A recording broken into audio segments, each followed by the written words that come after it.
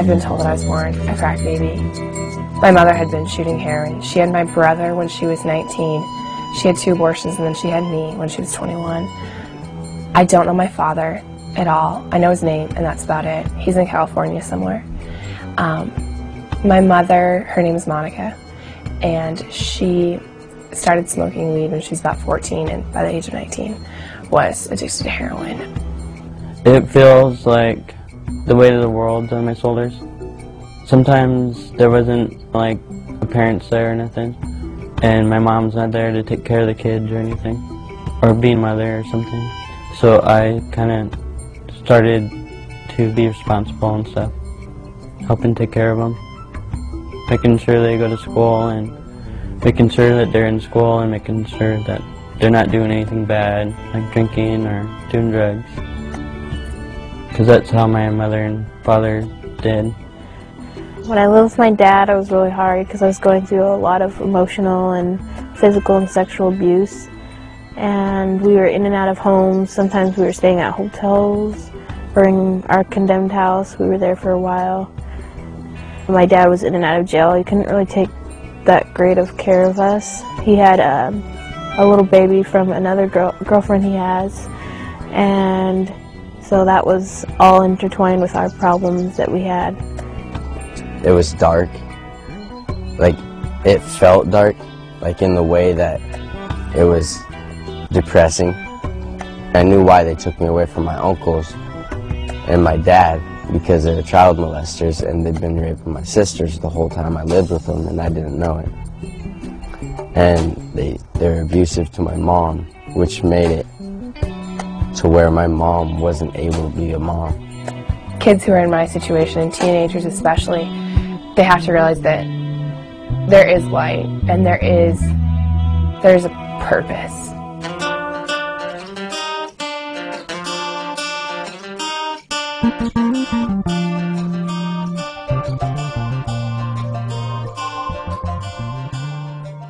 I never was like, well, life sucks and I was dealt a crappy hand, so I'm going to keep playing with a crappy hand. I was like, no, you know, I'm going to trade it in and get a different one because I don't want to be like that. I was really young. I'm really young. I'm 16. I'm graduating in about a week. I've been studying fashion design for about 3 years. I'm a Governor's Scholar and a Gates Millennium Scholar too, as well. I would say that I'm just about as good as I can be right now. I'm presently a freshman at the University of Puget Sound. I'm double majoring in politics and government, and my other major is English Lit. I plan to go to law school from here. I don't really know where yet, but that's okay. I've got time to figure it out. Here are 4 very resilient adolescent youth whose accomplishments are a result of compassionate and committed caregivers. With the support of mentors, these youth learn to believe in themselves, to rise above their troubling experiences, and flourish with the help of others in the community. These individuals represent what's possible for many of our youth in the foster care system and are inspiring success stories.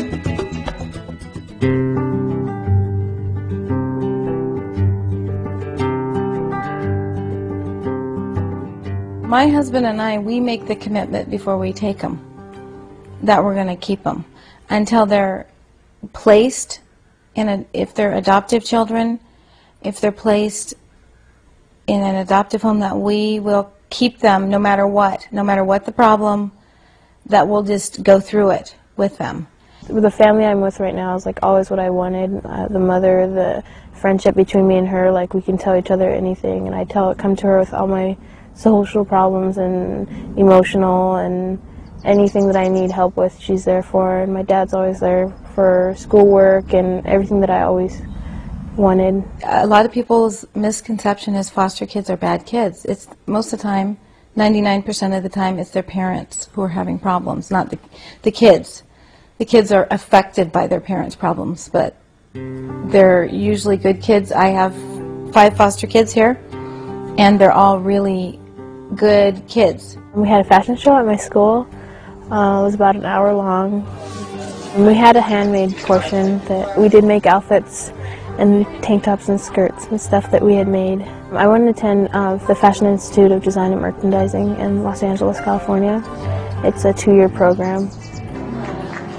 I see all the mistakes that I've made and all the different things that I've gone through before I was in foster care, and then as I went through foster care for the past year, it just seems like everything's gotten a lot better, and I'm not feeling like I have to stress about my sisters or caring for them or watching over them. I can stand on my feet and take a step in the right direction. She's been a real positive influence on us and on the other kids in our home because she is a leader. They've kind of, like, right off the bat become my family. The home's really secure. It feels secure and safe. Like, I know that it'll be there every time I come home. It seems to me that there's a special privilege to being a foster parent. It's not mandated, it's chosen. And in that choosing, you have the opportunity to be this unique source of possibilities for another human being. Now, you can do the same thing with your birth, with your biological family, but that's kind of a responsibility. When you make the choice to be a foster parent and embrace that privilege, then you have this unique opportunity to be the singular source of possibilities for that person. Former foster child and former president of Hearst Newspaper Group and vice president of Hearst Corporation, Bob Danzig is a success story of his own, with inspirational insights on the foster care experience. I don't think you're there as a foster care parent to attend to the physical requirements. That's a kind of a given, all right?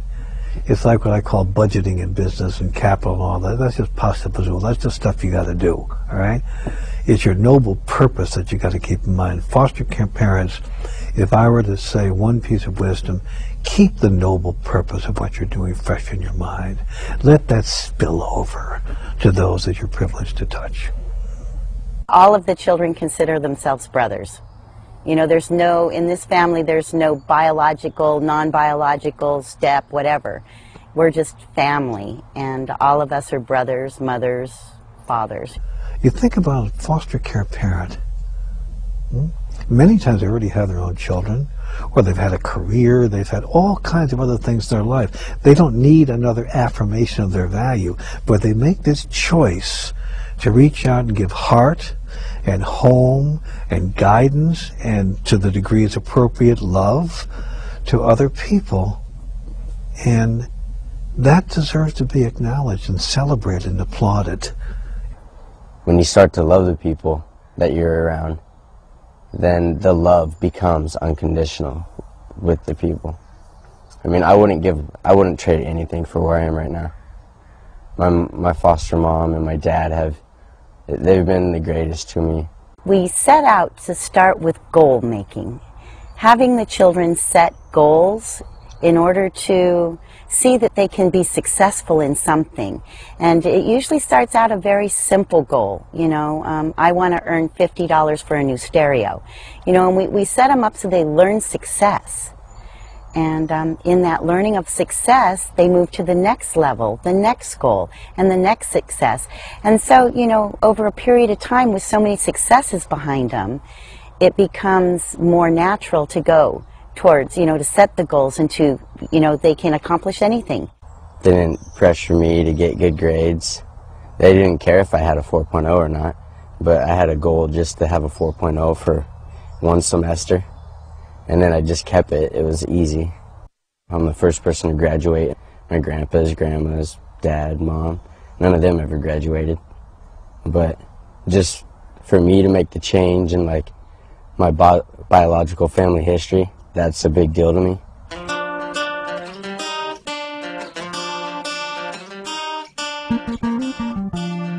One of the things too is teaching them not to be afraid of success. It's kind of like when you first learn to ride a bike. When you get going good and you think you really got it figured out, and then all of a sudden you start wobbling and you fall down. Well, it's a lot like these kids. They get to that point where they're really succeeding well, and they'll self-destruct. So you got to be there to lift them up when they reach that point. You know, when they mess up, they mess up. You know, there's nothing besides death that is that final. Everything else is repairable. And so, you know, teaching them how to overcome, you know, the hard times is the start.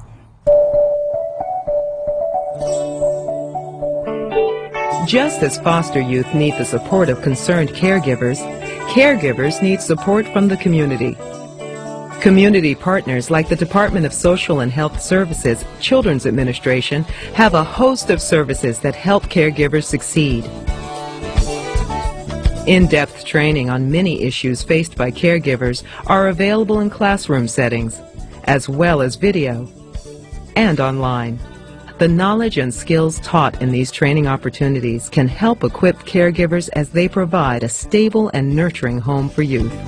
As long as we modeled consistent love, respect, modeled the way that we dealt with anger and stuff, and we gave them a chance, they learned so much through modeling, you know, versus demanding. We didn't expect, we didn't tell them how they had to be or who they had to be, but we just modeled for them. And all the kids modeled, and it's so funny how it's dynamic how it just happens. They just mold without even being told to do so. And they're not losing themselves in the molding of proper behavior. They're just actually learning themselves.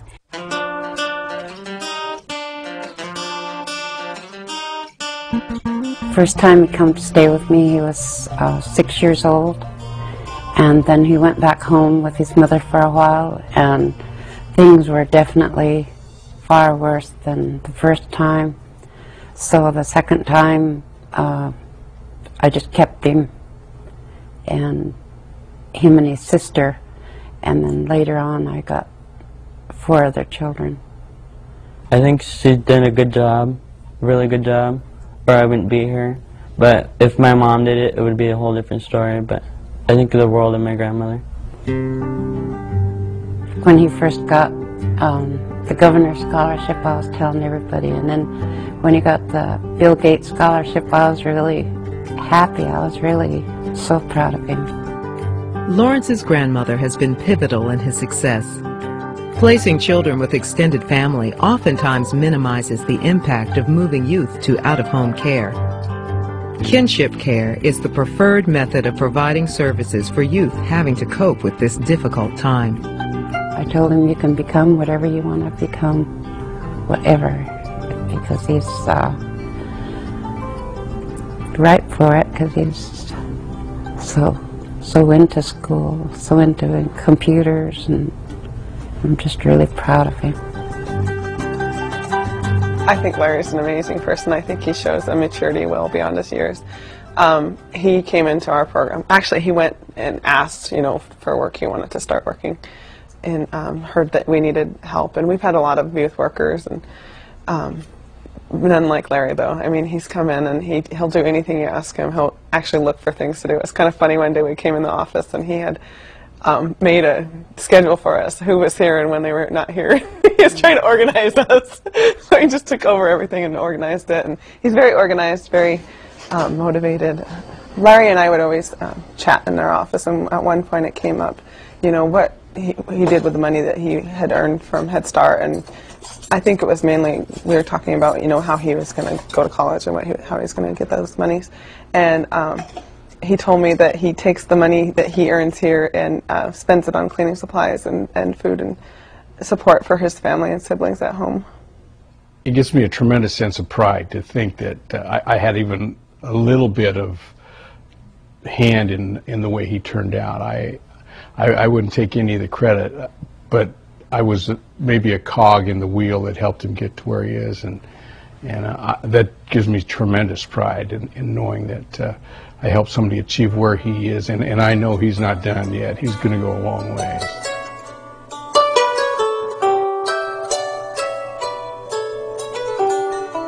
I grew up in the foster care system, and when I moved to one of my foster homes, the social worker on my case leaned over at the end of our very first discussion and took my hand and held it and said to me, "I want you to never forget, you are worthwhile." No one had ever said that to me before. No one has ever said I had a personal value, a personal purpose. It was magical. I was 11 years old, and it was like a tattoo on my spirit to hear those words from a caring social worker. We feel it's very, very important that youth that are participating in the program be linked to important adults in their life, and that the connection is made, and that they will have someone to rely upon when they actually exit the system, so that they can call upon that person if they need some help. So the mentoring program component is actually very essential. The two women, Rebecca Larson and Lula Wilson, really set me up for college. I applied to 5 schools and got into all of them, UPS being one of them. I've gotten 3 scholarships from the university, and I won the governor's scholarship, which is $5,000 a year. The support of really solid individuals is extremely key. Lula Wilson is just such a great social worker. She is just, she's amazing. Like, anytime I've interacted with her, she's just, so what's new with you, kid? Like, tell me what's up. It was hard to figure out the system. And so she was there every step of the way, just being like, okay, you have to do this, buy this, in order for this to work. And she came to my aunt and uncle's house as like her house visit, and she was just Lula. Like, it's never been Miss Wilson, it's never been, I'm your social worker and I'm here to mess you up, you know. She was just like, I'm your friend and I'm here to listen to you, and I want you to be in the best situation. Mentors can be that special source to almost box things off around you, so that you're aware of the fact, not ever in pride or ego, but you're aware of the fact that you're a unique talent, you're a unique person. There's no other you in the universe. Mentors can do that. So we never know the impact, whether it's a social worker who's involved with a child, or a foster care family, or some mentoring that goes on between foster care kids. We never know when some single thing that we say or do is going to lift that person to a new level of life.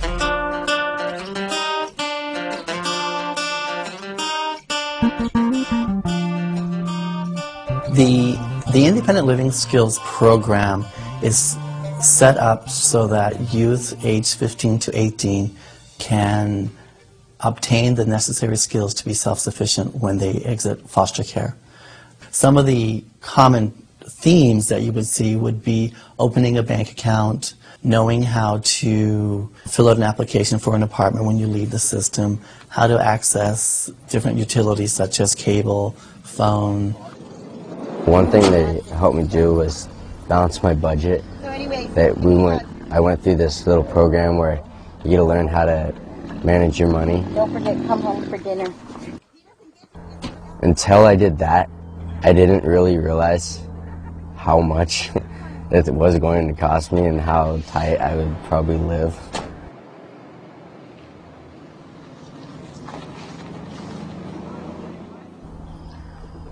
They helped me fill out like applications. They helped me do like a portfolio where you get to do job applications, cover letters, thank you letters, and resumes. That was a big help, because without that, I probably wouldn't have gotten my job. I still, to this day, have contact with people in independent living, and I go in and I talk to the people, and they help me out with things. The Independent Living Skills program has allowed me to be in this place and to be a college student. It has allowed me to just understand the system even more, and has allowed me to interact with more kids and more teenagers who are in my situation. Right now, I think the biggest hurdle about being in college is that I don't have a computer, and the transitional living program for kids around my age who are going to be living in their own apartment and such, but in my case, they're going to be buying me a computer next week, which is highly exciting. In 2003, in Washington State, we had implemented the Education and Training Vouchers. This is a program in which youth can receive up to $5,000 per year to actually pursue their education. It is also available to youth who have been adopted after age 16. One of the great things about this program is it doesn't stop at age 21. If you were enrolled in the program before age 21, it can continue on until your 23rd birthday. So it is a wonderful opportunity for youth to actually receive financial assistance and go off to college. Children's Administration is committed to helping provide adolescent youth with the tools they need to succeed. The Independent Living Skills programs, foster care to college programs, college tuition assistance, and others provide support to our youth as they transition out of care and pursue a college education or other vocational interests. Every year, foster youth in the Pierce and Kitsap counties who graduated from high school or received a GED are recognized with a graduation tea. Graduates are awarded gifts from local businesses, along with keepsakes from service organizations in their community to reinforce the importance of this major accomplishment. Completion of secondary education is critical as youth move towards self-sufficiency and transitioning out of care. This ceremony is just one of the many ways communities demonstrate support for the success of our adolescent youth in care.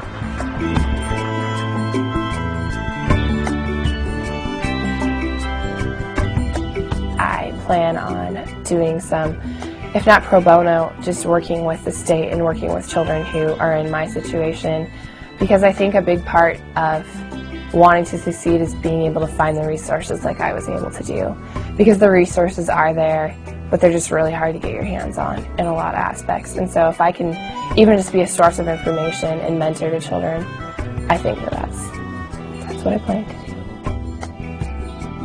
There are many ways foster youth can make valuable contributions. This Youth Advisory Board, founded in 2004 in cooperation with Casey Family Foundation and Washington Education Foundation, provides feedback for policy decisions related to youth in care. In the future, I hope that we make it so social workers and foster parents and the youth and the alumni can all work together as one and make it a more successful stay and a better future for us.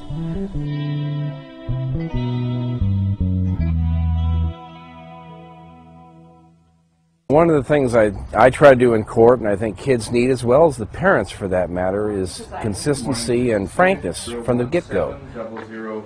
Winston Churchill said the difference between failure and success is you need to go from failure to failure with enthusiasm, and then you'll be successful. That's what we need to teach the kids, because they've had several left, curveballs thrown at them from the get-go. And they are looking at life a little bit jaundiced anyway. So if we can give them encouragement, we can support them when they make their choices. We don't have to agree with their choices, but as long as they're constructive and positive choices, we need to help them follow through on them. I always felt that my energy had to be put into surviving the system. How not to be pushed away from the next place you're going to be at. And it left little energy over for anything else. But that survival instinct matures as an adult into greater resiliency, greater ability to handle problems, not to be overwhelmed by some circumstance that comes your way, because you know that you can endure that and get past it. It's very interesting how these things can occur that are vacuums at this point in your life and end up becoming an asset later on in your life. I've seen that happen so often with my business colleagues who get overwhelmed by some business situation, and it's simply something to be dealt with for me, because I know I've been through worse than that. So you wouldn't wish this upon anyone, but if you're going to have to be in the foster care system, there's no reason, A, not to be open to the good things that come your way. B, to understand that it's your choice. Your choices are going to put you on either the higher road or lower road of life. Not someone else's actions. Your choices are going to do that. And C, that you can access success by virtue of the choices that you make. And that you can be strengthened in many ways because you've come through the system. I would like to read this letter to you because this is a message from a young man to all people out there that have the heart to do this job. And his letter goes, Before I started foster care, I was so scared of all the changes that were going to be made in my life. I had no clue where I was going or what was going to happen to me. All I knew was that I felt like I was losing everything. All kids coming into foster care are always going to be a little scared. So one of the best ways to deal with all of the depression and sadness from a child is to treat the child like he or she is your own. If there was one thing I could say to people, knowing that they would be listening, I would just ask that more adults come forward and help somebody like I've been helped, such as by taking a child into your home and giving him or her all the love and support that is needed. I guarantee that if more adults do this to help children, a lot of sad and lonely children would be a lot happier. I've discovered that coming into foster care has been one of the best things that's ever happened to me. My life has been completely turned around, and now I realize there's people in the world that can so easily love, even though they were once strangers. I guess what I'm trying to say is that there's so many people in the world that just need to be loved. And it doesn't matter whether a child is being loved by a biological parent or a foster parent, because no matter what the circumstances are, the love is still unconditional. And it's from my son, Daniel Crosby.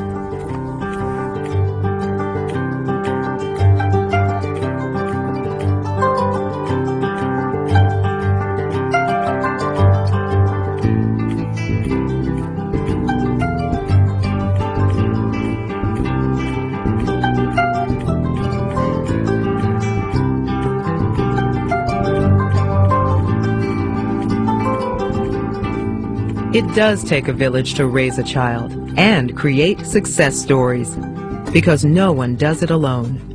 We've seen what a difference caregivers, mentors, and the community can make when they all come together to support youth in care. A child's life can be changed by you.